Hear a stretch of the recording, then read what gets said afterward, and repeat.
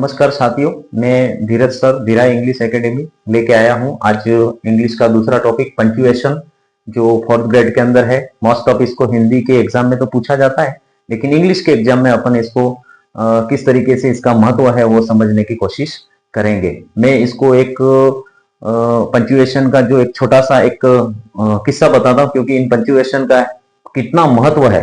अगर इनकी अनुपस्थिति होती है तो अर्थ का अनर्थ बन जाता है, कहना क्या चाहते हैं और सामने वाला समझ क्या जाता है। इसलिए अपन इस पंक्चुएशन को एक छोटे से उदाहरण के माध्यम से समझते हैं।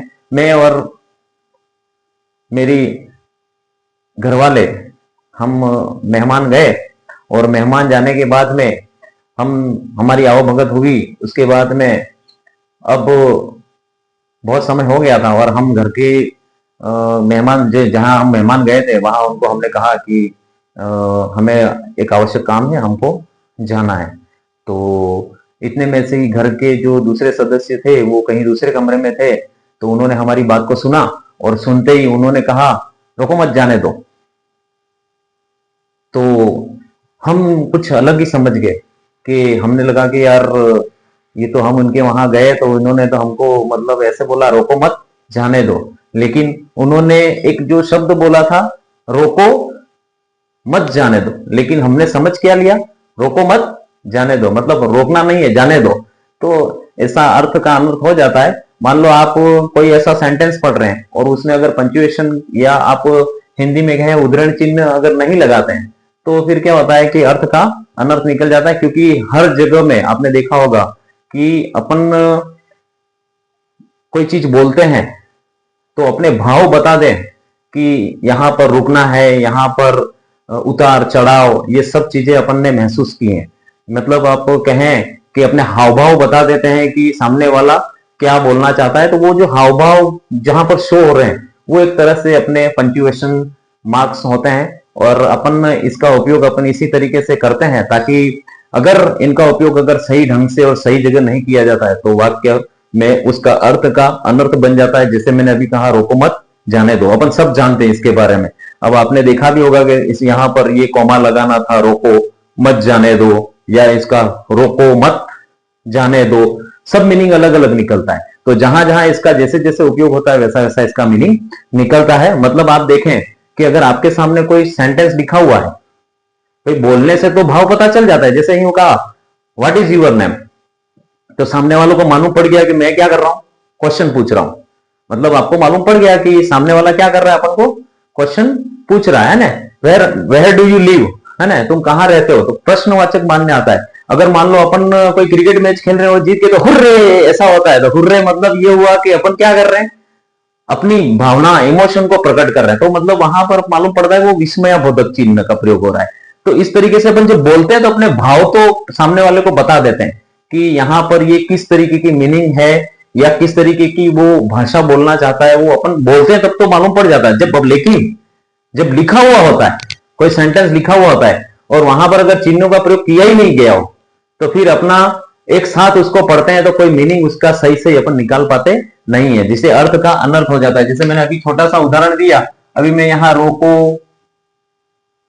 मत जाने दो, अभी ऐसा लिखा हुआ है तो रोको मत जाने दो, मीनिंग क्या निकल रही, रोको मत जाने दो। लेकिन अगर मैं यहां यूं बोलूं तो रोको मत जाने दो, मीनिंग बदल गया। अगर वहां नहीं करें, अगर ये यहां से हटा दें रोको मत जाने दो, तो सब मीनिंग अलग अलग निकलता है। मतलब अपन बोलते हैं तब तो अपनी भावनाएं अच्छी तरीके से स्पष्ट कर पाते हैं, लेकिन जब लिखा हुआ होता है तो वहां पर अपन उसकी इमोशन को शो करने के लिए, उसके वाक्य के मतलब को बताने के लिए इन पंक्चुएशन मार्क का उपयोग करते हैं, जिसको अपन हिंदी में तो अच्छी तरीके से जानते हैं, लेकिन इंग्लिश में इन चीजों को अपन किस तरीके से कहां उपयोग कर रहे हैं, जैसे हिंदी में करते हैं वैसे वैसे इंग्लिश में भी किया जाता है। बस थोड़ा सा उसका उपयोग कहां करना है कहां नहीं करना है ये अपन को पता होना चाहिए। इसीलिए ये टॉपिक लेके आए हैं, क्योंकि आपके एग्जाम के अंदर क्या होगा तो वो सेंटेंस देगा और पूछेगा कि बताओ कहां पर सही तरीके का पंक्चुएशन लगा हुआ है।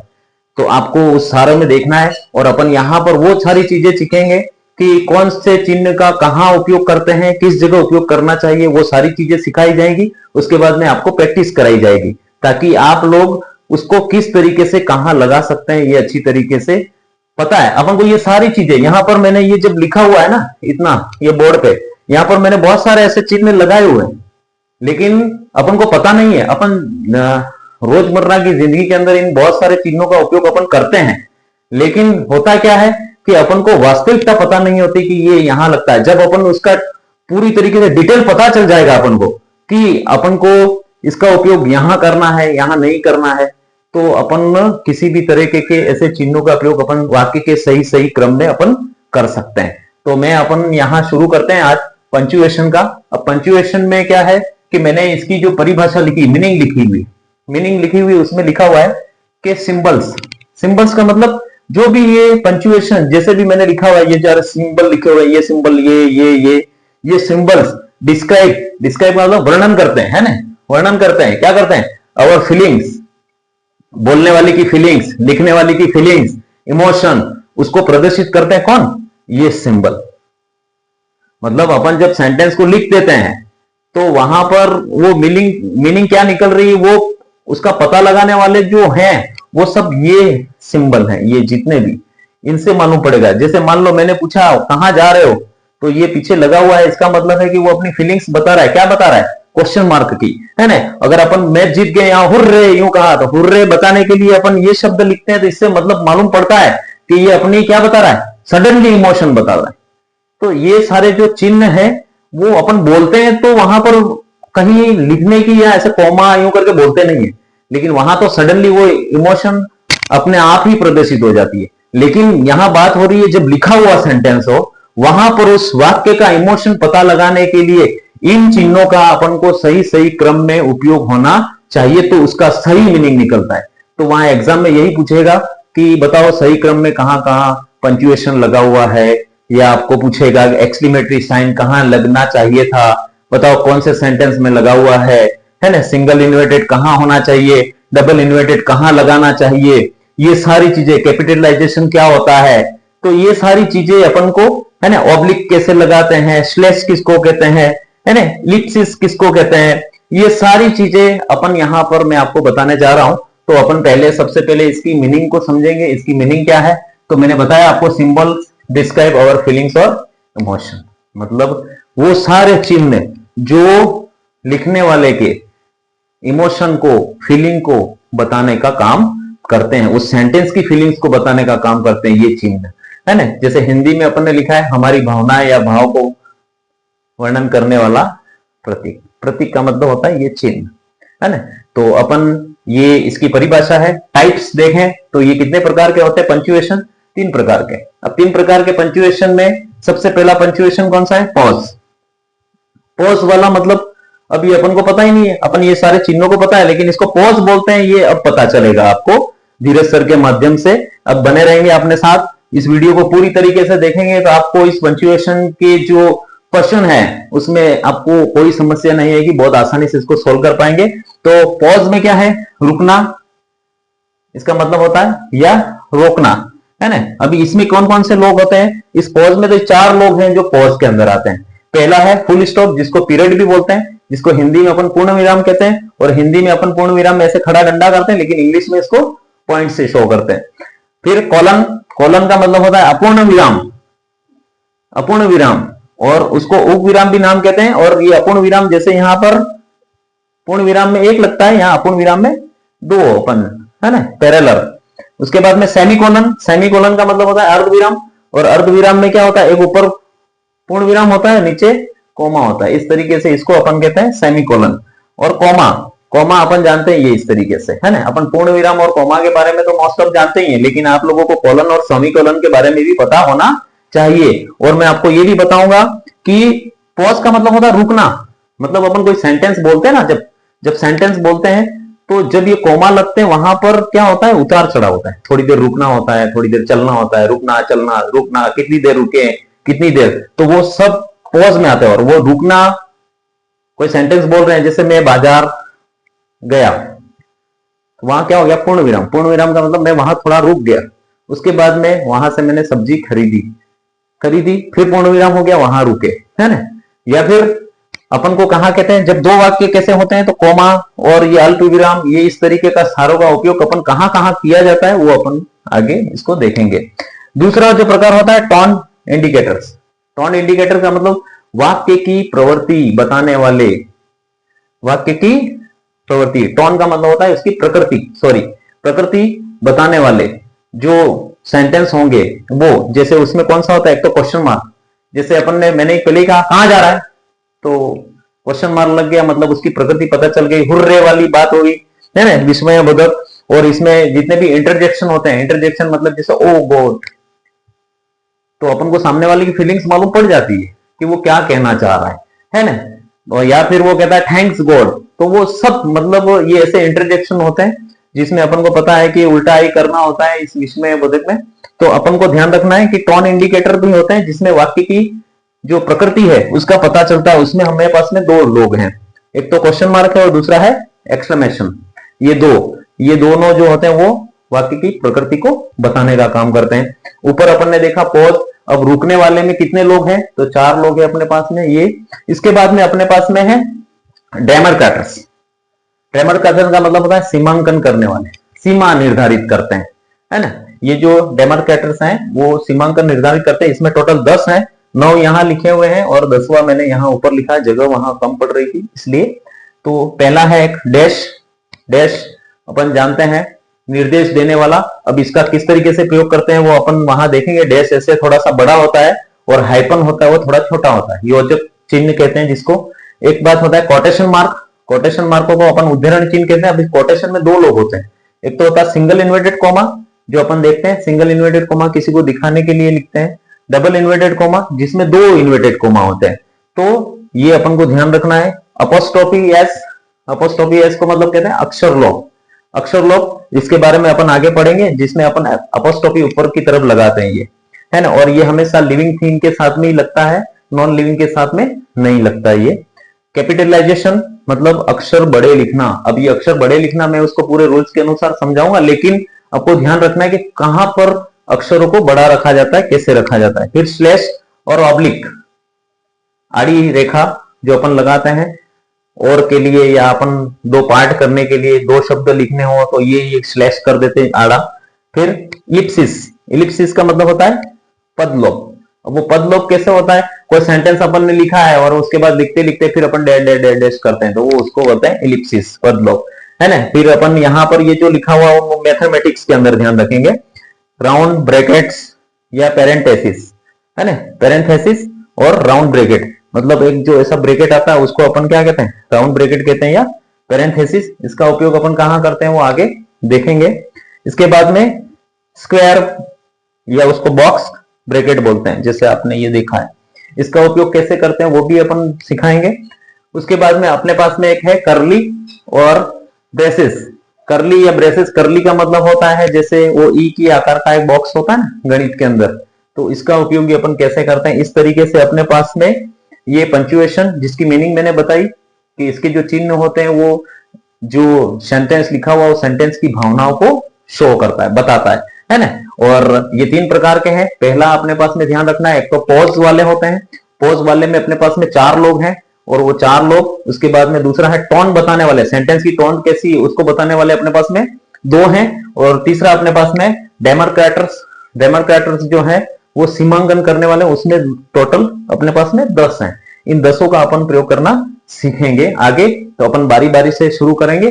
पहले अपन लेंगे जितने भी पॉज वाले हैं उनको, उसके बाद में अपन यहाँ टोन इंडिकेटर को लेंगे, उसके बाद में जो नेक्स्ट बचा है उनको लेंगे। इस तरीके से इस क्लास को आप बने रहेंगे। अच्छी तरीके से मैं आपको समझाने की कोशिश करूंगा कहां पर किसका प्रयोग किस समय करना है और कैसे करना है। जब आपको ये पता चल जाएगा तो जब आपका ये क्वेश्चन आएगा पेपर के अंदर तो आप किस जगह कैसे इसका उपयोग करना है वो उसको आसानी से सीख सकेंगे। तो अपन आगे बढ़ते हैं, है ना। हाँ साथियों, अब अपन ने पहले देखा था परिभाषा, उसके पार्ट देखे 3 पार्ट। अब उसके पहले पार्ट को लेके अपन आए हैं। जो पहला पार्ट है पॉज।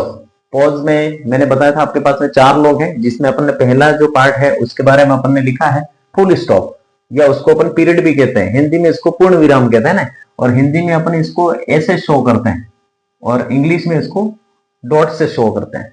तो आपको इसका प्रयोग कहाँ होता है वो अपन को खास याद रखना है। अभी इसका प्रयोग अपन ने कहा एक तो असर्टिव सेंटेंस में होता है, एक इंपरेटिव सेंटेंस होता है। अब सबसे पहले तो ये पता होना चाहिए कि असर्टिव सेंटेंस है क्या। जैसे आपने जितने भी सकारात्मक वाक्य होते हैं, जैसे मैं स्कूल जाता हूं, है ना, I am going to school, तो वो जो जैसे इसको सिंपल वाक्य कहते हैं, तो वो जो लास्ट में एंडिंग में जो होता है वहां पर अपन इसका प्रयोग करते हैं। जैसे ये एक तो अफर्मेटिव बोलते हैं जिसको, सकारात्मक वाक्य को अफर्मेटिव, और जो दूसरा होता है उसको अपन बोलते हैं नेगेटिव। नेगेटिव मतलब जो नकारात्मक वाक्य होता है। जैसे अपन ने यहां लिखा, मैं जैसे हिंदी में बोलता हूं कि मैं स्कूल जाता हूं पूर्ण विराम, तो वह वाक्य खत्म हो गया, है ना। तो मतलब आपको ये याद रखना है कि एक सिंपल वाक्य के अंत में भी अपन किसका उपयोग करते हैं, पूर्ण विराम का, खत्म होने के बाद में। और एक जो नकारात्मक होता है, नेगेटिव होता है, जैसे मैं स्कूल नहीं जाता हूं, खत्म, पूर्ण विराम, तो वहां पर मतलब आपको ध्यान रखना है कि असर्टिव सेंटेंस, असर्टिव सेंटेंस में दो लोग होते हैं, अफर्मेटिव भी होते हैं और नेगेटिव भी होते हैं। तो इनके अंत में अपन किसका प्रयोग करते हैं, फुल स्टॉप का। जैसे मैं यहां लिख दूं, I am going to school, full stop, तो ये फुल स्टॉप लगा दिया अपने लास्ट में। अब ये अफर्मेटिव वाला वाक्य है। अब मैं दूसरा लिखूं, I am not going to school, अब ये क्या हो गया, नेगेटिव हो गया। तो मतलब आपको ध्यान रखना है कि फुल स्टॉप का प्रयोग अफर्मेटिव में भी अंत में करना है और नेगेटिव में भी अंत में करना। मतलब कैसा भी वाक्य हो, जो सकारात्मक हो नकारात्मक, उसके अंत में अपन किसका प्रयोग करते हैं, फुल स्टॉप का। दूसरा है अपने पास में इंपेरेटिव सेंटेंस। इंपेरेटिव सेंटेंस उसको कहते हैं जो हमेशा वर्ब की फर्स्ट फॉर्म से स्टार्ट होते हैं। किससे स्टार्ट होते हैं, वर्ब की फर्स्ट फॉर्म से स्टार्ट होते हैं। जैसे मैंने यहां लिखा शट अप, अब ये शट अप से जैसे स्टार्ट होता है ना। या फिर अपन कहें रन फास्ट, मतलब वर्ब की फर्स्ट फॉर्म से स्टार्ट होने वाले सारे वाक्य जिसको अपन क्या कहते हैं, है ना। इसके बाद अपन ये लिख दें, क्लोज आइज, तो ये जितने भी वर्ब की फर्स्ट फॉर्म से स्टार्ट होने वाले वाक्य हैं वो सारे क्या कहलाते हैं, इंपेरेटिव। मतलब आपको ध्यान रखना है कि जब भी इंपेरेटिव वर्ब की फर्स्ट फॉर्म से स्टार्ट होने वाला वाक्य होता है, उसके लास्ट में जैसे सेंटेंस खत्म होता है वहां पर अपन को क्या लगाना है, फुल स्टॉप। उसी तरीके से अपन को असर्टिव में अफर्मेटिव नेगेटिव दोनों हो तो उसके अंत में अपन को लगाना है। ये पहला नियम। दूसरा क्या है, एब्रीवेशन। एब्रीवेशन का मतलब होता है संक्षिप्त। जैसे मान लो कोई बहुत बड़ा नाम है ना, जैसे अपन ने कहा मल्टी नेशनल कंपनी, जैसे यहां लिखा मल्टी नेशनल कंपनी। अब ये इतना बड़ा नाम लिखा हुआ है, अगर अपन इसको चाहें तो इसको क्या कर देते हैं, शॉर्ट में कर देते हैं। अभी शॉर्ट में कर देते हैं जिसको क्या कहेंगे, MNC, और इसमें अपन ने बीच में क्या लगाया, डॉट। मतलब आपको ये याद रखना है कि जब अपन किसी भी बड़े नाम का क्या बनाते हैं, एब्रीवेशन, मतलब उसको संक्षिप्त करते हैं, तो उसके हर अक्षर के बाद में अपन को क्या लगाना होता है, पूर्ण विराम, है ना, डॉट लगाते हैं, जो अपन उसको फुल स्टॉप कहते हैं। और अपन को यहाँ जैसे आपने देखा होगा कि बड़ी बड़ी ये जो राजनीतिक पार्टियां हैं, जैसे आपने देखा होगा BSP, BJP, है ना, बाप, ये सारी पार्टियां जैसे पूरा नाम होता है, लेकिन वहां पर अपन ने देखा होगा कि बाप एक शॉर्ट नेम है, BAP, अभी यहां डॉट किया हुआ है ऐसे, लेकिन अपन इसको बाप बोलते हैं, लेकिन इसका पूरा नाम क्या है, भारत आदिवासी पार्टी। इस तरीके से अपन इसके पूरे नाम को इस तरीके से अपन शॉर्ट कर देते हैं। मतलब जितना भी बड़ा नाम होता है उसको जब शॉर्ट करते हैं तो उस हर अक्षर के बाद जो फुल स्टॉप लगता है वहां पर भी अपन को किसका प्रयोग करना है, फुल स्टॉप का करना है। मतलब आपको ध्यान रखना है कि एब्रीवेशन के अंदर भी अपन किसका उपयोग करते हैं, फुल स्टॉप का। दूसरा आपने लिखा हुआ है इनिशियल, ये जो अपना दूसरा नाम लिखा हुआ है इनिशियल। इनिशियल, इनिशियल का मतलब होता है अल्प रूप। अब ये इनिशियल का मतलब अलग है और ये एब्रीवेशन का मतलब भी अलग। एब्रीवेशन बात यही कहते हैं संक्षिप्त करना, और इनिशियल का मतलब ये होता है कि किसको संक्षिप्त करना था, नाम, जितने भी नाम होते हैं। जैसे मैंने यहां लिख दिया, मेरा नाम खुद का लिख दिया मैंने, DK चौहान। अब D.K, तो ये क्या है, जब भी अपन किसी नाम को शॉर्ट करते हैं, इनिशियल करते हैं, वहां पर भी अपन किसका प्रयोग करते हैं, डॉट का प्रयोग करते हैं, मतलब डॉट का प्रयोग करते हैं, इसका मतलब फुल स्टॉप का प्रयोग करते हैं। जैसे यहां पर अपन ने लिखा एस के शर्मा, अभी ये लिखा हुआ है, अभी एस के बाद में डॉट, यहां डॉट, उस तरीके से अपन ने यहां लिखा शर्मा।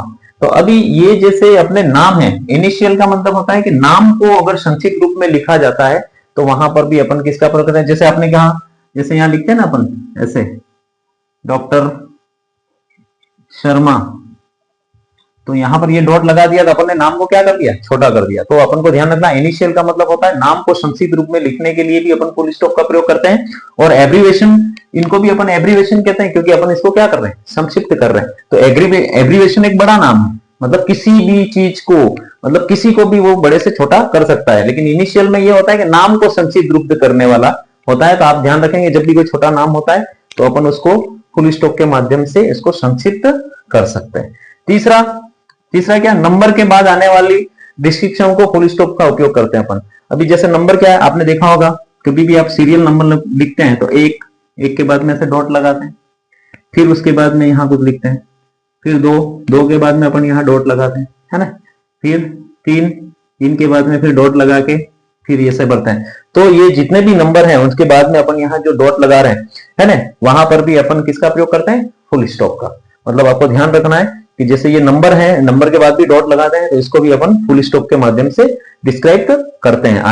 आगे उसके बाद में आपने देखा होगा गणित में डेसिमल फ्रैक्शन, मतलब डेसिमल को बोलते हैं हिंदी में दशमलव, है ना, दशमलव, है ना। जितने भी अपन दशमलव को अपन प्रयोग करते हैं, जैसे आपने लिखा 5.6, या अपना स्कूल में जो परसेंटेज बनता है मान लो 98.2, तो ये जो क्या है, डेसिमल है ना।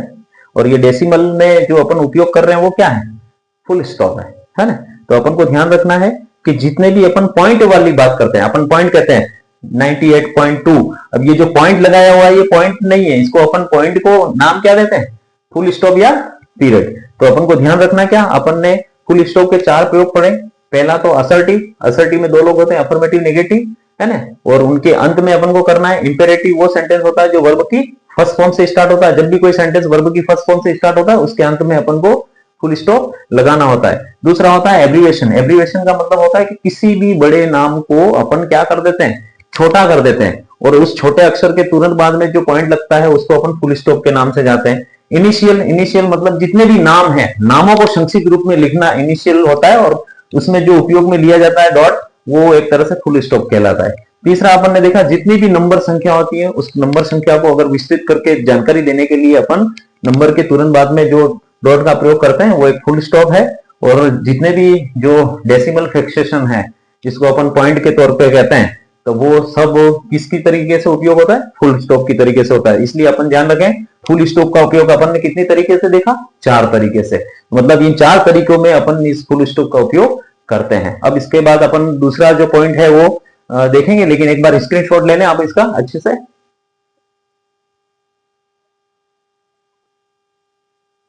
दूसरा पार्ट इसका कॉलन में जिसमें 2 डॉट का उपयोग करते हैं अपन, अपूर्ण विराम और उप विराम।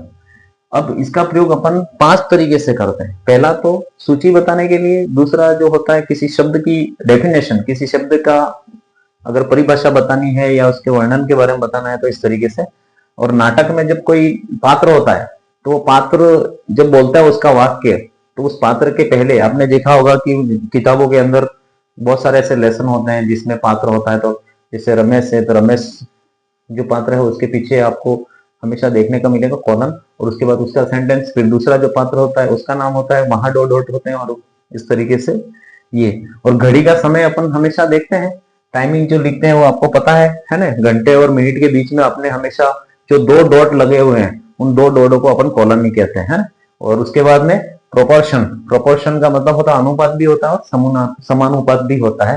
तो अपन अनुपात और समानुपात के अंदर भी जो डॉट, 4 डॉट जो लगे हुए रहते हैं तो वो सब क्या कहलाते हैं, कॉलन कहलाते हैं, जिसको अपन हिंदी में अपूर्ण विराम या उप विराम के नाम से जानते हैं। जैसे सूची बताने के लिए कैसे, जैसे मान लो आपको घर पे मम्मी ने भेजा बाजार में, मार्केट में जाके सामान लाने के लिए। अब सामान लाने के लिए दिया है तो उन्होंने किराना का जो सामान लिखा हुआ है तो मुझे ये सामान चाहिए, फिर उसके बाद में उन्होंने 2 डॉट लगा के, है ना, जैसे वो लिखे कि I want to purchase this item are, फिर ऐसे 2 डॉट लगा दिए। अब ये जो 2 डॉट लगाए हैं वो क्या है, कॉलन है। तो अब यहाँ पर सूची रहती है, फिर उस मम्मी ने लिखा शुगर लिखा है ना, सॉल्ट लिखा है, ठीक है। इस तरीके से अपनों को जो भी सामान चाहिए वो सारा इस तरीके से अपन करते हैं। तो जब वो आपको ध्यान रखना कोई भी सूची हो, जैसे मैं मतलब लिखूं कि I want to buy new building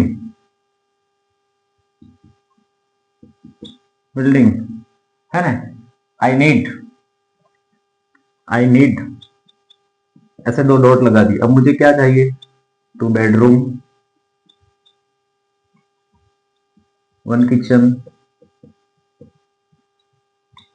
1 lawn. ये इस तरीके से जब कोई भी सूची आपके पास में होती है, उस सूची में आगे की चीज का वर्णन बताने के लिए अपन किसका प्रयोग करते हैं, कॉलन का प्रयोग करते हैं। पहला तो ये हो गया डेफिनेशन, किसी भी शब्द की डेफिनेशन, किसी भी शब्द की परिभाषा। जैसे मैंने लिखा भाई नाउन, अब क्या करो, ऐसे डॉट लगा दिया। अब नाउन लगा दिया तो अब इसकी क्या बतानी है अपन को, परिभाषा। जैसे मैंने मान लो यहाँ एडजेक्टिव लिखा, अब एडजेक्टिव के बारे में अपन को कुछ भी लिखना है तो ये से डॉट कर दिया, तो वो उसकी अपन को क्या करना है, किसी शब्द की अपन क्या बता रहे हैं, परिभाषा, है ना। जैसे यहां पर आपको प्रोनाउन लिख दिया, नाउन के बदले काम आने वाला शब्द, तो यहां पर ये दिखाने के लिए किया जाता है। और अपन मोस्ट ऑफ ऐसे लाइन करते हैं, लेकिन ये जैसे जब लाइन करते हैं तो ये लाइन को भी अपन ने एक सिंबल के तरीके से बताया गया है, इसलिए जब इसका प्रयोग आएगा तब अपन इसके बारे में बताएंगे। लेकिन अभी तो अपन कॉलन के बारे में पढ़ रहे हैं, इसलिए आपको ध्यान रखना है कि किसी भी शब्द को अगर परिभाषित करना है तो उसके बाद अपन को हमेशा क्या लगाना होता है, 2 डॉट। ये याद रखना, ये रूल्स नियम है। वो सेंटेंस में भी ऐसे न ऐसे ही देगा कि आपको जैसे कोई शब्द दिया है और वहां पर उसकी परिभाषा उसने लिखी है, आगे परिभाषा लिख दी उसकी, है ना। जैसे यहां लिख दिया लक्ष्मी, ऐसे लिखा और डॉट करके लिखा यहाँ डॉट उसने लगाया कुछ भी नहीं, ऐसे ही लक्ष्मी यूं करके, फिर यहां लिख दिया द गॉडेस ऑफ वेल्थ, धन की देवी, ऐसे करके लिख दिया। लेकिन यहां पर ये जो इसने किसी प्रकार का कोई उपयोग नहीं किया है, ये जैसे ये कोई कॉलन हॉलन नहीं लगाया, ऐसे ही लगा दिया, तो फिर वो सेंटेंस में अपन को ध्यान करना पड़ेगा कि ये परिभाषित किया है, इसका मतलब है कि यहाँ इस शब्द की परिभाषा हुई तो अपन को ऐसे करना है। तो ये अपन को ऐसे छोटे छोटे जो नियम है वो उसको याद रखेंगे, तब जाके अपन इसको आसानी से कर पाएंगे। दूसरा होता है, अभी मैंने बताया नाटक के वक्ता। जैसे मान लो कोई पात्र चल रहा है, जैसे जिसमें एक कैरेक्टर राम है, तो राम के आगे डॉट कर दिया और उसके बाद में फिर लिखेगा, किसी को प्रश्न पूछ रहा है, where are you going now, ऐसे ही प्रश्न कर दिया, तो वहां से सीता जवाब दे रही है कि I am going to home, इस तरीके से। तो अपन देखें यहां पर, और यहां पर देखो ये फुल स्टॉप भी आ रहा है। फुल स्टॉप मतलब किसी वाक्य के अंत में अपन का अफर्मेटिव और नेगेटिव हो तो, लेकिन अपन को यहां देख रहे हैं किसका, कॉलन का। अभी नाटक में जैसे कोई पात्र होते हैं, इसी तरीके से और पात्र चलते जाते हैं, लव कुश, ये इस तरीके से जो भी जितना भी, तो वो पात्र जब चलते जाते हैं तो वहां पर जब अपनी बारी वो जब सेंटेंस बोलने वक्ता के रूप में प्रयोग किया जाता है, तब यहाँ पर उसके साथ में कॉलन लगाया जाता है। तो आपको भी ध्यान रखना है कि सेंटेंस में इस कॉलन का प्रयोग नाटक में जब कोई भी चीज हो, वक्ता वाला, अपने घर का सदस्य हो कोई, लेकिन नाटक के तौर पर एक होता है पूरा, तो अपन को ध्यान रखना है कि जब जिसकी बारी आती है वक्ता के बारे में, तो वहां पर इसको कॉलन का प्रयोग करते हैं। और मैंने अभी घड़ी के समय के बारे में बताया, मैंने 9:30 हुए भैया, तो 9:30 मतलब यहाँ पर ये बीच में जो लगाया है ये घंटा और ये मिनट, और बीच में ये जो डॉट लगे हुए हैं वो एक तरह से क्या है, कॉलन है ना। तो अपन को ध्यान रखना है कि घड़ी का कोई भी समय हो, उसके बाद में लगने वाला जो डॉट है घंटे और मिनट के बीच में, उसको अपन कॉलन कहते हैं। अमर प्रोपोर्शन, प्रोपोर्शन को अनुपात भी बोलते हैं और समानुपात भी बोलते हैं।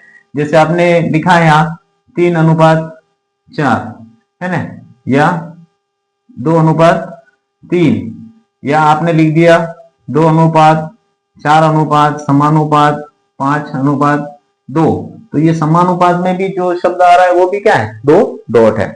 इस तरीके से आपको ध्यान रखना है कि कॉलन का प्रयोग अपन कितने तरीके से कर सकते हैं, 5 तरीके से। तो मतलब आपको ये 5 तरीके याद रखने हैं। जब आपको उसको पेपर में करने जाएंगे तो कॉलन कहां पर कहीं लगा हुआ है, क्योंकि आपको क्या होता है कि सेंटेंस में कभी गलत जगह पे भी लगा हुआ देते हैं, तो अपन को पहचानना आना चाहिए। और वो पहचानेंगे कब, जब अपन को ये 5 नियम पता होंगे तब, कि कॉलन का प्रयोग अपन को करना कहां है। अब जब अपन को ये मालूम है कि कॉलन का प्रयोग सूची बताने में भी है ना, किसी शब्द के वर्णन करने के लिए भी है ना, नाटक में वक्ता के माध्यम से भी, घड़ी के समय के बीच में अनुपात समानुपात बताने के लिए भी किया जाता है, तो ये 5 नियम अपन को कॉलम के याद रखने हैं। एक स्क्रीनशॉट ले लें अच्छा सा। हाँ, अब अपन आए हैं सेमी कॉलम के साथ।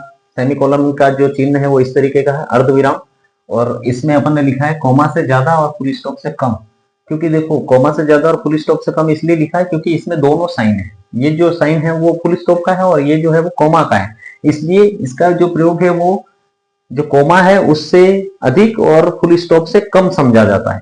तो अपन इसलिए यहाँ पर इसने लिखा है कोमा से ज्यादा और फुल स्टॉप से कम। लेकिन इसका आपको ध्यान रखना है कि जब मैं इसको इसके बारे में ये भी बताऊंगा, इन चारों जो अपने पास में पॉज वाले जो साइन है कि कौन सी जगह पर कितनी देर रुकना है, वो मैं इन चारों को बताने के बाद में अंत में बताऊंगा कि कोई सेंटेंस जब पढ़ते हैं तो कितनी देर कहाँ रुकना चाहिए, किसमें ज्यादा देर रुकना है, किसमें कम देर रुकना है। वो इन चारों साइन जैसे ही खत्म होते हैं उसके बाद में मैं उसके बारे में भी बताऊंगा। तो अपन यहाँ पर इसलिए ये मीनिंग इसलिए लिखा गया है क्योंकि यहाँ पर ये दोनों साइन है। अब अपन इसकी जो पहला यूज कहाँ होता है वो अपन देखते हैं। देखो सर, थोड़ा साइज आपको छोटा लग रहा होगा तो आप वीडियो को थोड़ा सा जूम करके देख लेना, क्योंकि अगर आपको कहीं पढ़ने में थोड़ी सी समस्या आए तो उस समय वीडियो को थोड़ा सा जूम करके देखिएगा तो आपको आसानी से दिख जाएगा। तो इसका पहला उपयोग जो है वो कहां पर है, जब कंपाउंड सेंटेंस। अब आपको सेंटेंस के बारे में जानकारी होनी चाहिए। सेंटेंस कितने प्रकार के होते हैं, 3 प्रकार। एक तो होता है सिंपल सेंटेंस, एक कंपाउंड सेंटेंस और तीसरा होता है कॉम्प्लेक्स सेंटेंस। ये 3 तरीके के। सिंपल सेंटेंस उसको कहते हैं जिसमें सब्जेक्ट वर्ब ऑब्जेक्ट तीनों एक नॉर्मल में होते हैं, तो वो एक सिंपल सेंटेंस कहलाता है। और कंपाउंड सेंटेंस वो कहता है, कंपाउंड सेंटेंस वो होते हैं जिसमें 2 सेंटेंस होते हैं और 2 सिंपल सेंटेंस होते हैं दोनों तरफ, मतलब दोनों अपने अपने विचार पूरी तरीके से व्यक्त कर सकते हैं, पूर्ण सेंटेंस होते हैं जिसको कंपाउंड सेंटेंस कहते हैं। और कंपाउंड सेंटेंस होता है वो किसी कंजक्शन से जुड़ा हुआ होता है और उसको कहते हैं अपन कोऑर्डिनेटिंग कंजक्शन। कौन से? कोऑर्डिनेटिंग जो कंजक्शन होते हैं, जो कंजक्शन वाले टॉपिक में आपको समझाया जाएगा। लेकिन आपको ये पता होना चाहिए कि जो सेंटेंस 3 प्रकार के होते हैं, सिंपल सेंटेंस, कंपाउंड सेंटेंस और कॉम्प्लेक्स सेंटेंस।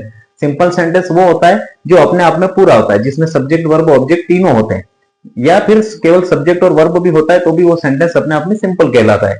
और कंपाउंड सेंटेंस वो कहलाता है जिसमें 2 सेंटेंस होते हैं और दोनों अपने आप में पूरे होते हैं और दोनों अलग अलग होते हैं, है ना। दोनों का एक दूसरे से कोई रिलेशन होता नहीं है, लेकिन जब ये दोनों आपस में जुड़ जाते हैं तो उसको जो जोड़ने वाले जो कंजक्शन होते हैं उनको कोऑर्डिनेटिंग कहते हैं। और ऐसा सेंटेंस जो अपने अपने पूरा है, कोऑर्डिनेटिंग से जुड़ा हुआ है, ऐसे सेंटेंस को अपन क्या कहते हैं? Compound sentence. और कॉम्प्लेक्स सेंटेंस वो होते हैं जो एक वाक्य जिसमें पूरा होता है और दूसरा अधूरा होता है। और ये जब एक वाक्य अधूरा और दूसरा पूरा, जब दोनों आपस में सबऑर्डिनेटिंग कंजक्शन से मिलते हैं तब जाके उन दोनों की मीनिंग पूरी होती है। तो ऐसा सेंटेंस जो होता है वो कॉम्प्लेक्स सेंटेंस कहलाता है। तो अपन यहां पर देख रहे हैं अपना पहला कि ऐसा सेंटेंस, मतलब जहां पर दोनों अलग अलग सेंटेंस हैं और किससे जुड़े हुए हैं? कोऑर्डिनेटिंग से। कोऑर्डिनेटिंग से जुड़े हुए होते हैं ऐसे सेंटेंस अपने क्या कहलाते हैं? कंपाउंड। लेकिन आपको याद रखना है यहां पर अपना नियम क्या है कि नहीं जुड़ा हुआ हो। मतलब जहां पर 2 सेंटेंस है, एक सेंटेंस इधर एक सेंटेंस इधर, और बीच के अंदर आपको ये कोऑर्डिनेटिंग कंजक्शन जुड़ा हुआ होगा। लेकिन मान लो ऐसा नहीं है, दोनों सेंटेंस ऐसे पूरे पूरे वहां पर कोऑर्डिनेटिंग कंजक्शन नहीं है, तो फिर अपन को वहां पर किसका प्रयोग करना है? सेमीकोलन का। है ना। तो अपन को याद रखना है। अब आपको पता होना चाहिए कि भाई कोऑर्डिनेटिंग कंजक्शन कौन कौन से हैं, तो जिसको अपन शॉर्ट ट्रिक से नाम से जानते हैं फैन बॉय।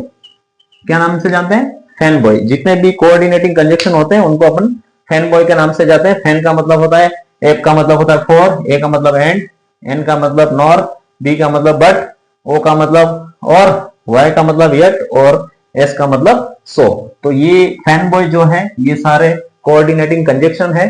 दो सिंपल सेंटेंस को जो जोड़ने वाले कंजक्शन होते हैं वो कोऑर्डिनेटिंग, और वो पूरा सेंटेंस कंपाउंड सेंटेंस कहलाता है। अगर वो इस कंजक्शन से जुड़ा हुआ नहीं हो, इनसे जुड़ा हुआ नहीं हो, तो इनकी जगह पर अपन को क्या लगाना है? सेमीकोलन। ये ध्यान रखना, जब दो वाक्य पूरे पूरे हों और वहां पर ये कोऑर्डिनेटिंग कंजक्शन नहीं है, तो वहां पर अपन को क्या लगाना है? सेमीकोलन। जैसे यहां पर देखो, मैंने उदाहरण में पहले से लिख रखा है, जैसे आई सा हर एट द शॉप। अब यहां पर पूरा ये मीनिंग इसका अपना अपना पूरा है। मैंने उस लड़की को दुकान पे देखा, but she did not look at me, लेकिन उसने मुझे नहीं देखा। अब वो दुकान पे खड़ा है, देखना दोनों अपने आप में अलग मीनिंग है, दोनों वो देखे या नहीं देखे ये, लेकिन अब इनको जोड़ने वाला शब्द क्या है? बट। और ये बट जो लिखा हुआ है वो क्या है? एक तरह से कोऑर्डिनेटिंग कंजक्शन। मतलब आपको ध्यान रखना है कि जब दो सिंपल सेंटेंस को अगर कोऑर्डिनेटिंग कंजक्शन जोड़ता है तो ऐसा सेंटेंस होता है कंपाउंड सेंटेंस, जिसमें दोनों की अपनी मीनिंग अलग अलग है। लेकिन अब जब ये यहां बट लिखा हुआ है, मान लो ये बट यहां लिखा हुआ नहीं हो और ऐसे ही सेंटेंस यू दे दिया उसने, यू फुल स्टॉप कर दिया। अभी ये जब एक दूसरे की मीनिंग निकाल रहे तो फिर यहां पर ये फुल स्टॉप मीनिंग नहीं आएगी। अपन को उसकी जगह अपन को यहां क्या लगाना पड़ेगा? सेमीकोलन लगाना पड़ेगा। तो वो अपन को गलती ढूंढने के लिए बोलेगा ऐसी। तो अपन को उस समय याद रखना पड़ेगा कि अपन को कि यहां पर फुल स्टॉप ना आकर के क्या आना चाहिए? सेमीकोलन आना चाहिए। क्यों? क्योंकि ये दोनों वाक्यों को उसने कंपाउंड सेंटेंस की तरह बताया है, दोनों साथ में एक ही लाइन में। जब आपको ऑप्शन देगा तो एक ही लाइन में वो देगा और वहां पर वो फुल स्टॉप लगा देगा, जबकि वहां फुल स्टॉप नहीं आना चाहिए था, वहां पर क्या आना चाहिए था? सेमीकोलन। जैसे यहां पर देखो, आई एम टीचर और my brother is a doctor. अब एक टीचर है एक डॉक्टर है, दोनों अपने आप में अलग है, लेकिन उसने जोड़ किससे दिया? एक कोऑर्डिनेटिंग कंजक्शन एंड से जोड़ दिया। अब एंड से जोड़ दिया, इसका मतलब क्या हो गया? ये दोनों कंजक्शन दोनों आपस में, दोनों क्या है? वाक्य आपस में जुड़ गए। और जब जुड़ गए तो फिर ये क्या बन गया? कंपाउंड सेंटेंस बन गया। और कंपाउंड सेंटेंस को जोड़ने वाले कंजक्शन को क्या कहते हैं? कोऑर्डिनेटिंग कंजक्शन कहते हैं। और कोऑर्डिनेटिंग कंजक्शन ये रहे। अब ये एंड लिखा हुआ है, अब यहां पर आपको देखो दोनों है, अभी यहां पर ये नहीं लिखा हुआ होता तो इसकी जगह अपन को क्या लिखना पड़ता? इनकी जगह अपन को लिखना पड़ता सेमी कोलन। ये मतलब आपको याद रखना हमेशा कि सेमीकोलन का प्रयोग एक तो कोऑर्डिनेटिंग कंजक्शन की जगह होता है।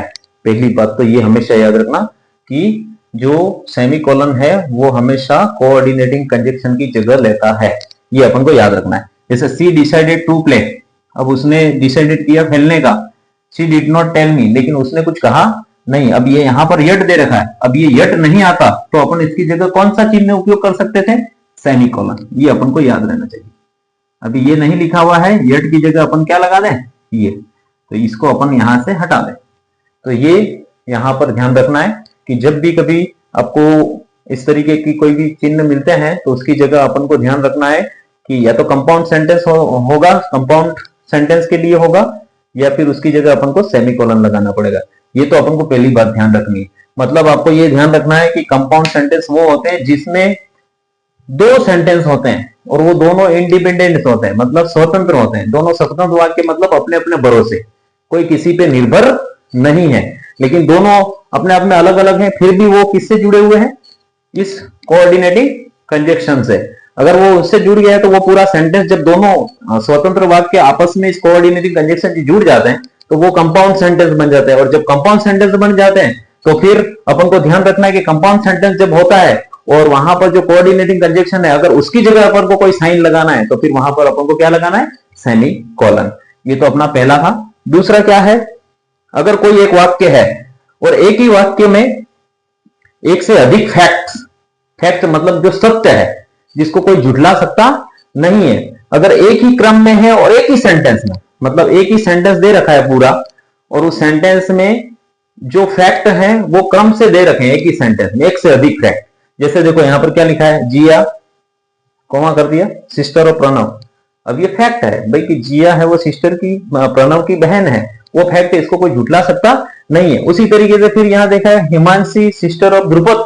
अब ये भी फैक्ट है कि हिमांशी किसकी बहन है, ध्रुपद की। तो अभी ये दोनों फैक्ट हैं, अब एक से अधिक फैक्ट है, तो इनको अलग करने के लिए, सेपरेट करने के लिए अपन कौन सा चिन्ह लगाएंगे, सेमीकोलन। उसी तरीके से यहाँ देखो, इसको अब ये तो खत्म हो गया, उसके बाद में फिर आगे और फैक्ट दे रखा है, तो ये ध्रुपद के बाद भी अपन को सेमीकोलन लगाना पड़ेगा।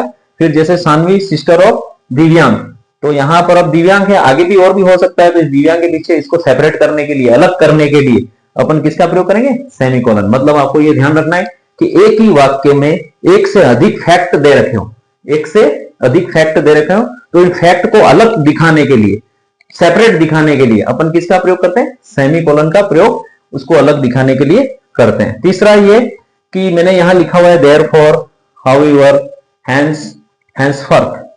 ये जो मैंने 4 कंजक्शन लिखे हैं, ये चारों जिनके मैंने नाम लिए हैं, एक तो देयरफॉर, हाउएवर, हैंस और हैंसफॉर्थ। अब ये जो 4 नाम है, ये जो कंजक्शन अगर किसी सेंटेंस में लिखे हुए मिलते हैं, तो इनके पहले हमेशा सेमीकोलन आना ही चाहिए, ये आपको ध्यान रखना है।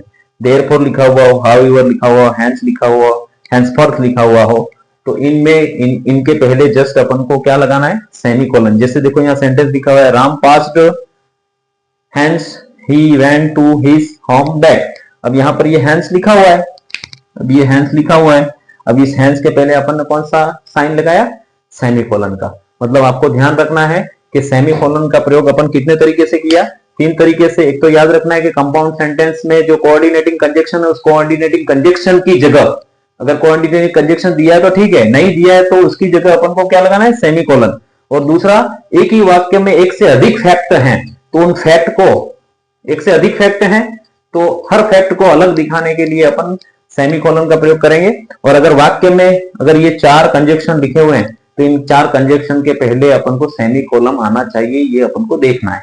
इस तरीके से अपन इसको कर सकते हैं। इसका स्क्रीनशॉट ले लें। और पॉज का चौथा भाग, कॉमा, अल्प विराम। अब इसका प्रयोग मैक्सिमम कुछ 8-9 पॉइंट में किया जाता है। ये बहुत इंपॉर्टेंट है क्योंकि इसका प्रयोग मोस्ट ऑफ किया जाना चाहिए था, इसलिए ये 8-9 जगह है। तो अपन यहाँ अभी 4 समझेंगे, 4 अगले, और उस तरीके से मैं इसको पूरा समझाने की कोशिश करूंगा।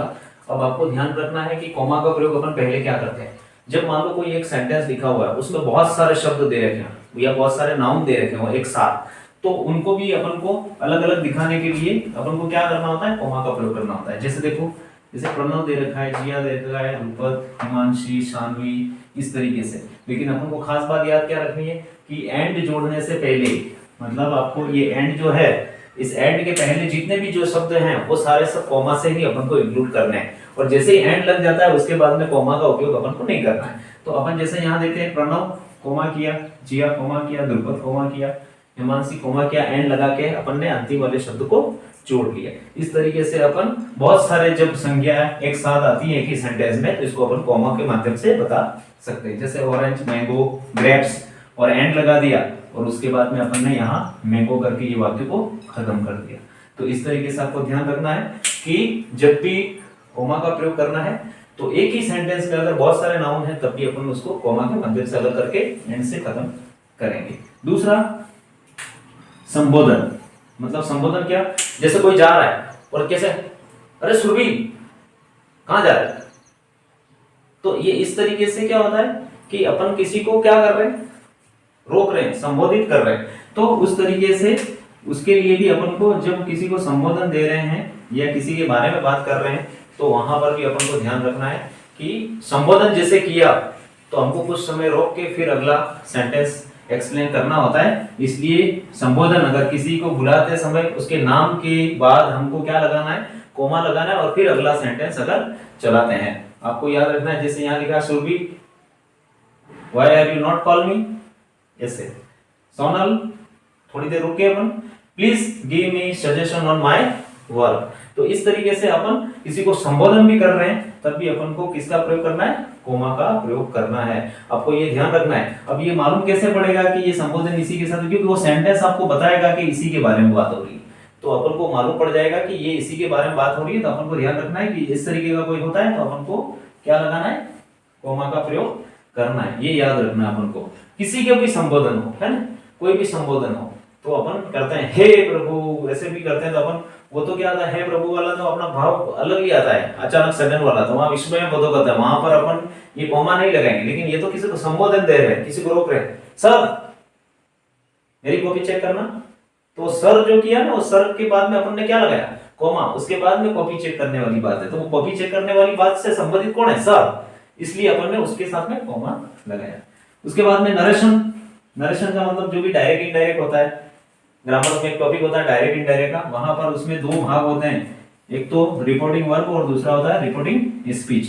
एक तरफ रिपोर्टिंग वर्ब, एक तरफ रिपोर्टिंग स्पीच, और उन दोनों के बीच में एक साइन होता है, सिंबल होता है, उसको कॉमा कहते हैं। जैसे यहाँ लिखा है रीना टोल्ड दीपिका, एक ये पूरा पार्ट है, आई एम कुकिंग फूड, ये अलग पार्ट है, ये रिपोर्टिंग स्पीच है और ये रिपोर्टिंग वर्ब। इन दोनों के बीच में अपन ने किसका प्रयोग किया, कोमा का प्रयोग किया।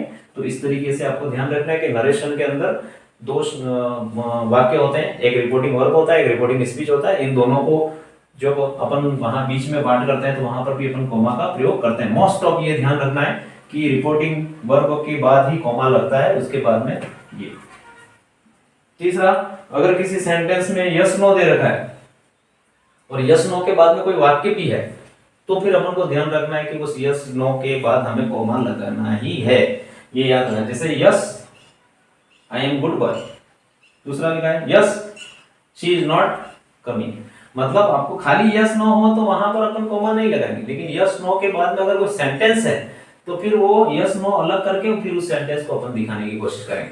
मतलब अभी अपन ने यहाँ इस कोमा का अपन ने 4 प्रयोग देखे हैं। एक ही सेंटेंस में अगर बहुत सारे नाउन दे रखे होते हैं और एंड से जोड़ने से पहले जितने भी हैं उनके पहले हमें क्या लगाना है, कोमा लगाना है। और दूसरा, अगर अपन किसी को संबोधन कर रहे हैं तो संबोधन जिस व्यक्ति के बारे में अपन संबोधन कर रहे हैं उसको अपन को वहां कोमा देके रोकना है और बाकी आगे का सेंटेंस उसके साथ जुड़ेगा। और फिर नरेशन, नरेशन जहां जहां होंगे, जैसे नरेशन में 2 शब्द होते हैं, रिपोर्टिंग वर्ब और रिपोर्टिंग स्पीच, तो आपको ध्यान रखना है कि रिपोर्टिंग वर्ब के बाद ही हमेशा कोमा लगाना है। और दूसरा, अगर किसी सेंटेंस में यस नो दे रखा है और उसके बाद भी सेंटेंस दे रखा है तो आपको यस नो के बाद में कोमा का प्रयोग करना है। इसके आगे वाले जो 5, 6, 7 हैं वो अपन आगे देखते हैं। इसका स्क्रीनशॉट ले लें एक बार। हाँ, अब अपन ये 5वां कोमा का प्रयोग 5वें में कहाँ करते हैं, जैसे जो दिनांक और महीने होते हैं उनको भी अलग करने के लिए अपन भी क्या करते हैं, कोमा का प्रयोग करते हैं। जैसे यहाँ पर मैंने तारीख लिखी, जैसे 10 मई 2025, तो यहाँ पर अपन इनको अलग करने के लिए यहाँ बीच में क्या लगा रहे हैं, कोमा। जैसे यहाँ ये लिखा हुआ है तो आपने यहाँ क्या लगाएंगे, कोमा।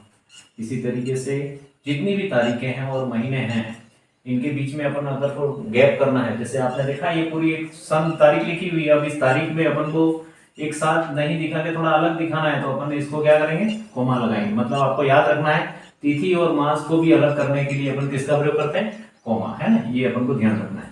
उसके बाद आपको मैंने अभी थोड़ी देर पहले बताया था हाउएवर, देयरफॉर, हेंस, हेंसफोर्थ, अगर ये आता है तो उसके पहले अपन हमेशा सेमी कॉलम लगाते हैं। लेकिन आपको ये ध्यान रखना है कि अगर ये बीच में कहीं लिखा हुआ है और यहाँ आगे एक सेंटेंस है और एक सेंटेंस यहाँ पीछे है, आगे भी सेंटेंस है और पीछे भी सेंटेंस है, तो अपन को याद रखना है कि इनके पहले तो ये सेमी कॉलम जो है वो तो लगता ही है, लेकिन अपन को ध्यान रखना है इनके पहले भी अपन को क्या करना है, कोमा भी लगाना है और बाद में भी लगाना है। मतलब पहले भी लगाना है और बाद में भी लगाना है। मतलब आपको एक बात तो अच्छे से ये याद रखनी है, अगर ये 4 कंजक्शन जिसमें 2 हैं, हैंड्स और हैंड्सफॉर्थ, अगर ये आते हैं तो इनके पहले तो अपन को सेमीकोलन तो लगाना ही है। लेकिन अब यहाँ पर अपने पास में नया क्या जुड़ गया कि देयरफॉर और हाउएवर अगर आता है वाक्य के बीच में, जिसमें आगे भी वाक्य है और पीछे भी वाक्य है, तो फिर अपन को आगे भी कोमा लगाना है और पीछे भी कोमा लगाना है।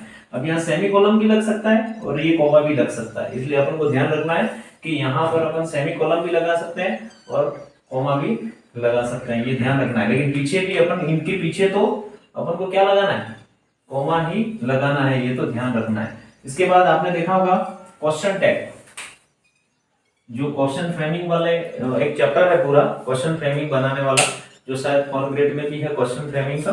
तो क्वेश्चन फ्रेमिंग में क्या होता है कि दो प्रकार के क्वेश्चन है। एक तो सारे WH वर्ड से, हेल्पिंग वर्ब से बनाते हैं। एक होता है क्वेश्चन टैग। क्वेश्चन टैग मतलब कि यहाँ जो वाक्य दे रखा है उसी को यहाँ क्वेश्चन में पूछा जाता है। मतलब जैसे कहा she does not drink milk, मतलब यहाँ लिखा हुआ है Ram does not drink milk, Ram दूध नहीं पीता है। नहीं पीता है क्या ऐसे, तो यहाँ पर ये डज ही मतलब नहीं पीता है, मतलब जो वाक्य है उसी का सीधा उसने क्या बनाया, क्वेश्चन बनाया, उसको बोलते हैं अपन क्वेश्चन टैग। तो मतलब आपको याद रखना है कि क्वेश्चन टैग को अलग करने के लिए भी अपन किसका प्रयोग करते हैं, कोमा। मतलब आपको ये याद रखना है कि क्वेश्चन जो फ्रेमिंग होता है उस क्वेश्चन फ्रेमिंग में दो चीजें होती है, तो क्वेश्चन फ्रेमिंग और दूसरा क्वेश्चन टैग। क्वेश्चन फ्रेमिंग में हेल्पिंग वर्ब WH वर्ड से क्वेश्चन बनाते हैं, और क्वेश्चन टैग जो होता है जो वाक्य दे रखा है उसी पे प्रश्न। अभी जैसे यहाँ अभी लिखा हुआ है कि राम दूध नहीं पीता है, क्या नहीं पीता है, तो ये यहाँ पर, तो ये इसको बोलते हैं क्वेश्चन टैग, साथ में वाक्य के साथ में। तो इन दोनों को स्टेटमेंट और क्वेश्चन टैग को अलग करने के लिए स्टेटमेंट के साथ में हमें क्या लगाना होता है, कोमा। आठवां देखें, वाक्य के प्रारंभ में आने वाले एडजेक्टिव, एडवर्ब, पार्टिसिपल फ्रेज। मतलब एक सेंटेंस, मतलब आपको ये याद रखना है कि जब भी कोई सेंटेंस दे रहा है जो एक दूसरे से जुड़ा हुआ है, और यहाँ पर एडजेक्टिव का मतलब क्या होता है, विशेषता के बारे में, एडवर्ब का मतलब होता है क्रिया की विशेषता या एडजेक्टिव की विशेषता या खुद की विशेषता, पार्टिसिपेट मतलब कोई ऐसा शब्द का वाक्यांश वो अगर दूसरे वाक्य से रिलेटेड हो। जैसे यहाँ पर देखो, विदाउट हर कंसेंट, मतलब बिना इसके कंसेंट किए हुए आई विल नॉट मैरी, मैं उससे शादी नहीं करूंगा। मतलब यहाँ पर ये आई विल नॉट मैरी का संबंध किससे है, विदाउट हर कंसेंट।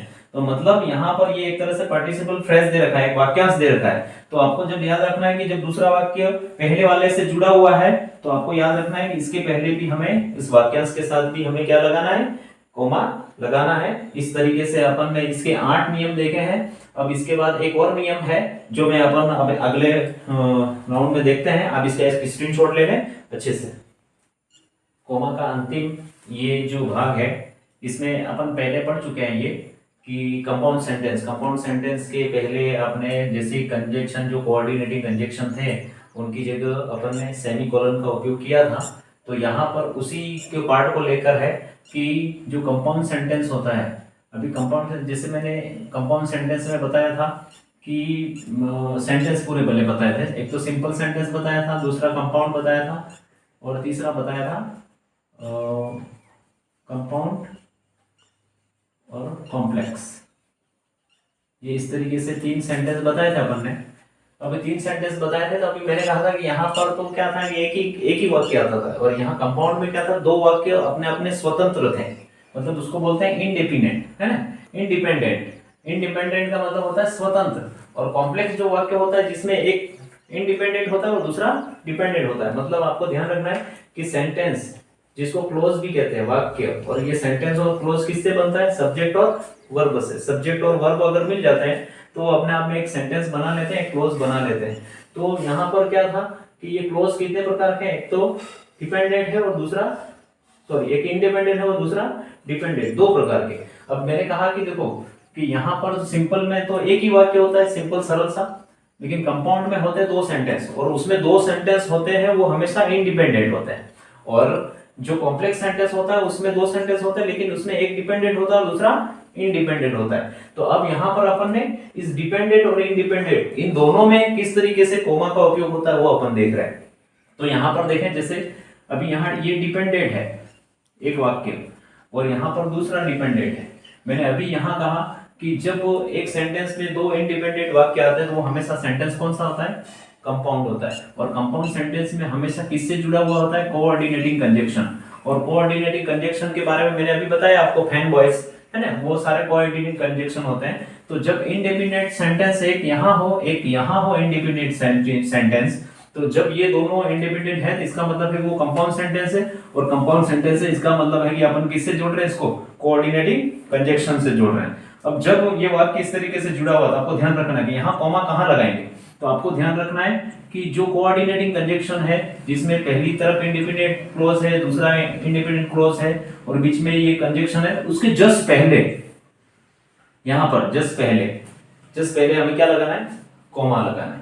जैसे यहाँ ये जो कंजक्शन दे रहा है उस कंजक्शन के पहले कॉमा लगाना है। जैसे मैंने यहाँ लिखा है आई प्ले हॉकी और शी टेक्स टी। अब देखो ये अपने आप में एक स्वतंत्र वाक्य है, इंडिपेंडेंट है। वह है मैं हॉकी खेलता हूँ, दूसरा कह रहा है वह चाय पीती है, तो दोनों अलग अलग है, अपने आप में स्वतंत्र है, लेकिन इनको जोड़ने वाला कंजक्शन कौन सा है? कोऑर्डिनेटिंग। ये कोऑर्डिनेटिंग कंजक्शन है। अब अपन को यहाँ कॉमा कहाँ लगाना है? तो ये कोऑर्डिनेटिंग कंजक्शन है, उसके जस्ट पहले हमें क्या लगाना है? कॉमा लगाना है। अभी बहुत सी बार में इसके लिए मतलब थोड़ा सा विवाद भी चला कि ये कॉमा लगना चाहिए या नहीं लगना चाहिए, तो फिर इसका जवाब आया कि लगाओ तो भी और न लगाओ तो भी, है ना। लेकिन अभी ये जिस तरीके से अगर मान लो इस तरीके से कॉमा लगा हुआ है सेंटेंस में, तो इसको एक नाम दे रखा है ऑक्सफोर्ड कॉमा, या उसको अपन कहते हैं सीरियल कॉमा। अगर आपको ध्यान रखना है कि अगर जो कोऑर्डिनेटिंग कंजक्शन है उसके पहले जो कॉमा है उस कॉमा को क्या कहते हैं? तो ऑक्सफोर्ड कॉमा कहते हैं या फिर सीरियल कॉमा कहते हैं। जैसे यहाँ उदाहरण में लिखा है please bring me a pencil eraser, और इसके बाद यहाँ कॉमा लगाया, फिर यहाँ पर ये कौन सा कंजक्शन लगा दिया है ना? कोऑर्डिनेटिंग कंजक्शन लगाया, और उसके बाद में नॉट। तो मैंने कहा आपको कि वहां पर आपने कोऑर्डिनेटिंग कंजक्शन के पहले क्या लगा दिया? ये कॉमा, और इस कॉमा को अपन क्या नाम से जानते हैं? ऑक्सफोर्ड कॉमा या सीरियल कॉमा। और उसके पहले भी अपन ने पढ़ा था कि एक ही सीरियल में एक साथ अगर मान लो कॉमा दे रखे हो और एंड के पहले जितने भी सेंटेंस हैं उन सबको अपन कॉमा से लिखते हैं, तो ये इस तरीके से भी दिखा देता है। लेकिन यहाँ पर ये क्या हो रहा है कि ये एक कंजक्शन है और कंजक्शन के जस्ट पहले कॉमा दे रखा है, तो इस पे विवाद हुआ था। तो इस विवाद को अपन ये ध्यान में रखना है कि ऐसा कॉमा अपन लिख भी सकते हैं और नहीं भी लिख सकते हैं, लेकिन आपको नाम पूछे कि ऐसा ऐसा लिख दिया और अब इस कॉमा को क्या कहते हैं, तो ऑक्सफोर्ड कॉमा कहते हैं या फिर उसको सीरियल कॉमा भी कहते हैं। तो मतलब आपको मैंने बताया कि एक जो सेंटेंस होते हैं, सेंटेंस तीन प्रकार के होते हैं, एक तो सिंपल होता है, कंपाउंड होता है और कॉम्प्लेक्स होता है। अब मैंने यहाँ पर बताया था कि कंपाउंड सेंटेंस में दो इंडिपेंडेंट, दोनों अपने आप में अलग अलग होते हैं, ऐसे अगर आते हैं वाक्य तो वो कंपाउंड सेंटेंस है, और एक में जब वो डिपेंडेंट होता है और दूसरा इंडिपेंडेंट होता है तो वो कॉम्प्लेक्स होता है। तो अब यहाँ पर अपन इंडिपेंडेंट क्लॉज की बात करेंगे। इंडिपेंडेंट क्लॉज मतलब यहाँ पर कौन सा सेंटेंस होगा? कॉम्प्लेक्स सेंटेंस होगा। कॉम्प्लेक्स सेंटेंस इसलिए क्योंकि इसमें एक निर्भर होता है दूसरे के ऊपर, है ना, एक डिपेंडेंट होता है किसी इंडिपेंडेंट के ऊपर। अब आपको ध्यान रखना है कि इसमें अपन कॉमा कहाँ लगाएंगे, तो आपको ध्यान रखना है जहां पर भी सबऑर्डिनेटिंग कंजक्शन। देखो कंजक्शन दो प्रकार के होते हैं, एक तो ऑर्डिनेटिंग कंजक्शन और दूसरा सबऑर्डिनेटिंग कंजक्शन। ऑर्डिनेटिंग कंजक्शन सारे, कोऑर्डिनेटिंग कंजक्शन हमेशा सारे कंपाउंड सेंटेंस में लगते हैं। कौन से सेंटेंस में लगते हैं? कंपाउंड में। कंपाउंड सेंटेंस के अंदर हमेशा कोऑर्डिनेटिंग कंजक्शन लगते हैं और कॉम्प्लेक्स सेंटेंस के अंदर हमेशा सबऑर्डिनेटिंग लगते हैं। मतलब कॉम्प्लेक्स सेंटेंस में क्या होता है, दो वाक्य होते हैं, एक डिपेंडेंट होता है दूसरा इंडिपेंडेंट होता है। इसलिए तो आपको ध्यान रखना है कि कॉम्प्लेक्स सेंटेंस में कौन से कंजक्शन? सबऑर्डिनेटिंग, और कंपाउंड सेंटेंस में कौन से कंजक्शन? कोऑर्डिनेटिंग, है ना। तो कोऑर्डिनेटिंग के जस्ट पहले जो कॉमा आता है उस कॉमा को अपन ऑक्सफोर्ड कॉमा या सीरियल कॉमा कहते हैं। अभी डिपेंडेंट क्लॉज जो है, अब आपको ध्यान रखना है कि डिपेंडेंट क्लॉज मतलब कॉम्प्लेक्स वाक्य, अब इसमें कंजक्शन कौन सा होगा? सबऑर्डिनेटिंग कंजक्शन होगा। तो अपन को ध्यान रखना है जहां पर भी सबऑर्डिनेशन कंजक्शन वाला, सबऑर्डिनेटिंग का मतलब ये होता है अधूरा वाक्य, जहां पर भी सबऑर्डिनेटिंग कंजक्शन साथ में लिखा हुआ है उस वाक्य के अंत में अपन को कॉमा लगाना है। अब यहाँ पर ये इफ और व्हेन एक तरह से सबऑर्डिनेटिंग कंजक्शन है। ये इफ और व्हेन एक तरह से कंजक्शन है और इस कंजक्शन को अपन कौन सा नाम देते हैं? सबऑर्डिनेटिंग। तो जहां पर भी ये लगा हुआ है उस वाक्य के अंत में अपन को कॉमा लगाना है। जैसे ये वाक्य लिखा हुआ है इफ यू वर्क हार्ड, अब यहाँ पर अपन ने कॉमा लगा दिया और इस वाक्य को अपन ने अलग कर दिया। उसी तरीके से when I went to cinema, और यहाँ कॉमा लगा दिया। इस तरीके से अपन ने इसको पूरा किया। इस तरीके से अपन ने पॉज, अपन ने देखा है कि पंक्चुएशन तीन प्रकार के हैं, जिसमें पहला भाग जो था पॉज था, जिसमें चार लोग थे, उन चारों लोगों को अपन ने यहाँ पर देखा है। अब इसमें मैंने चारों लोगों को बताया। अब वहां पर पॉज का मतलब रुकना होता है, पॉज का मतलब होता है रुकना। अपन एक ऐसा टेबल बना देते हैं। अभी टेबल बनाने के बाद में क्या होता है कि अपन उसको देखेंगे कि किसको कितनी ज्यादा अपन को वहां पर रुकना है, अपन को ध्यान रखना है। देखो यहाँ अपन एक थोड़ा सा छोटा सा चार्ट बना देते हैं आपको समझने के लिए। जैसे मतलब यहां पर आप लिखें ये फुल स्टॉप, फुल स्टॉप मतलब देखो ये दायरा बड़ा बनाया, मतलब आपको ज्यादा देर रुकना है। ज्यादा देर मतलब मान लो आप यहाँ पर 1 सेकंड रुके, कितना 1 सेकंड, जैसे वो स्कूल गया, वो बाजार के आने के लिए आया, इस तरीके से 1 सेकंड रुके। उसके बाद में फिर उससे कम कौन सा होता है, थोड़ा कम समय कौन लेता है, कॉलन। कॉलन यहाँ पर 1 सेकंड से कम, 1 सेकंड से कम। लेकिन यहां पर अपन को ध्यान रखना है क्या, दूसरा तीसरा है सेमीकोलन। सेमीकोलन का मतलब क्या होता है, आधा, फुल स्टॉप का आधा, है ना,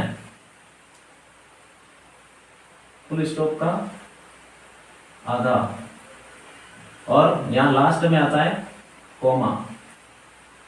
कोमा, और कोमा जो होता है वो सबसे, मतलब इसका फुल स्टॉप का 1/4, फुल स्टॉप का 1/4 भाग, इतनी देर अपन को रुकना है। और यहाँ पर क्या है कि 1 सेकंड से कम, और अपन ये कहते हैं कि आधे सेकंड से ज्यादा। इस तरीके से मतलब पॉज का मतलब रुकना होता है, तो कहाँ कितनी देर रुकना है। फुल स्टॉप हो तो अपन 1 सेकंड रुक गए मान लो, तो कॉलन है तो क्या करना है, 1 सेकंड से थोड़ा कम, और सेमीकोलन का जो आधा सेकंड है उससे थोड़ा सा ज्यादा। और सेमीकोलन जो होता है वो आधा सेकंड ही रुकते हैं, और कोमा जो होता है वो बिल्कुल खाली कोमा ऐसे, मतलब रुको जानो, बस तुरंत ही, इतना कोई ज्यादा देर नहीं। तो अपन ये कहते हैं कि कितना, अगर मान लो आपको ये पूछे कि कितना कितना टाइम है, तो फुल स्टॉप मान लो 1 सेकंड रुके हैं, तो 1 सेकंड का चौथा भाग हमेशा कहाँ रोका जाता है, कोमा में, उसका आधा सेमीकोलन में, और वो 3/4 अगर बोलते हैं तो अपन यहाँ पर कॉलन को। इस तरीके से अपन ने जो पंक्चुएशन के जो 3 पार्ट है, उसका पहला पार्ट पॉज वाला अपन ने इन चारों को अपने नियमों के माध्यम से सीखा है। बस अपन को ये नियम याद रखने हैं, जब इसकी अपन प्रैक्टिस करेंगे तो अपन को पता होना चाहिए कि कौन सी जगह पे क्या इसका उपयोग करते हैं। तो इस तरीके से अपन ने आज ये एक वीडियो बनाया, क्योंकि बहुत ज्यादा समय हो गया है, तो अपन इसका जो दूसरा और तीसरा पार्ट, जो दूसरा और तीसरा भाग है, वो अपन अगले पार्ट में लाने की इसको कोशिश करेंगे। धन्यवाद, बने रहेंगे इस चैनल के साथ में। अगर आपको ये चैनल पसंद आया है तो आप इसको लाइक शेयर सब्सक्राइब करिए।